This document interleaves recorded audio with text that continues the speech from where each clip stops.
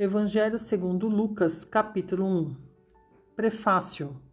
Tendo, pois, muitos empreendido pôr em ordem a narração dos fatos que entre nós se cumpriram, segundo nos transmitiram, os mesmos que os presenciaram desde o princípio e foram ministros da palavra, pareceu-me também a mim conveniente descrevê-los a ti, ó excelentíssimo Teófilo, por sua ordem, havendo-me já informado minuciosamente de tudo desde o princípio, para que conheças a certeza das coisas de que já estás informado.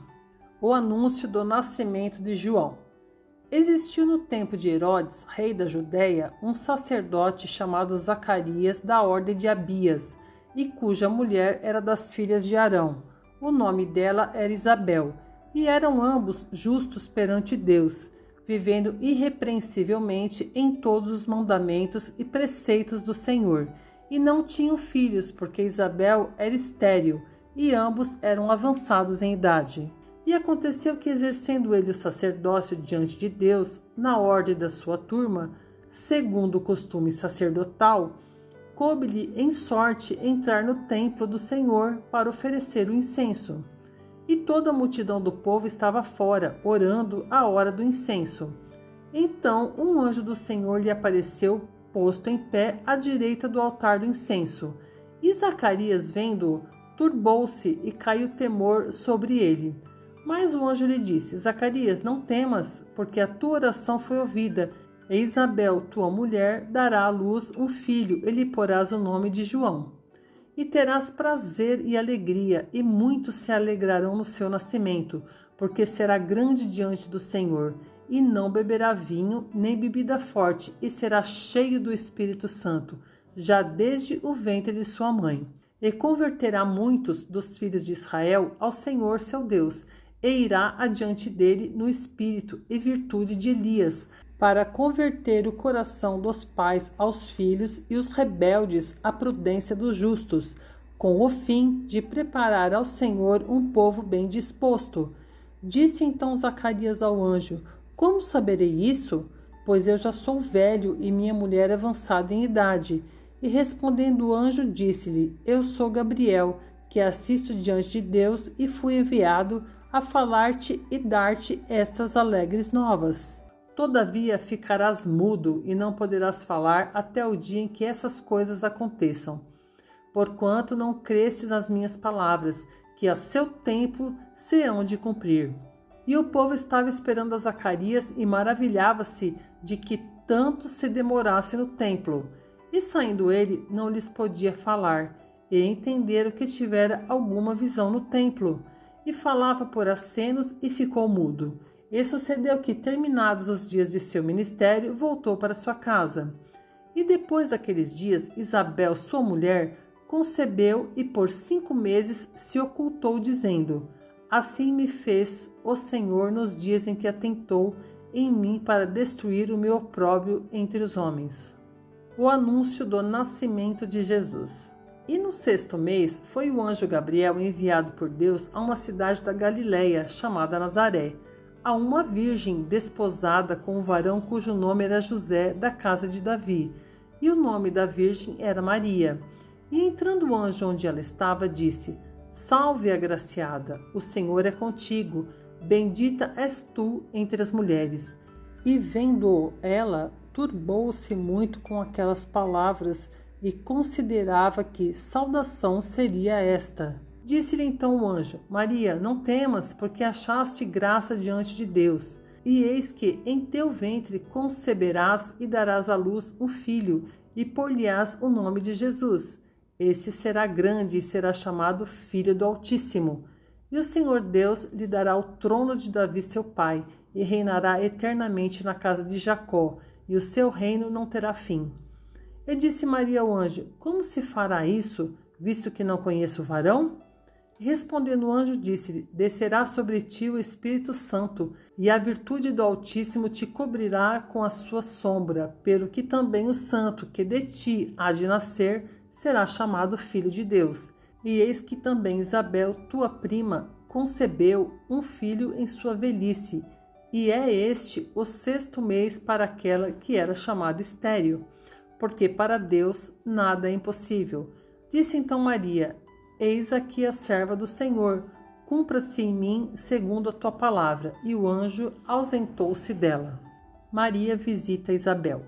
E naqueles dias, levantando-se Maria, foi apressada às montanhas, a uma cidade de Judá, e entrou em casa de Zacarias e saudou a Isabel. E aconteceu que, ao ouvir Isabel a saudação de Maria, a criancinha saltou no seu ventre, e Isabel foi cheia do Espírito Santo, e exclamou com grande voz e disse: Bendita és tu entre as mulheres, e é bendito o fruto do teu ventre.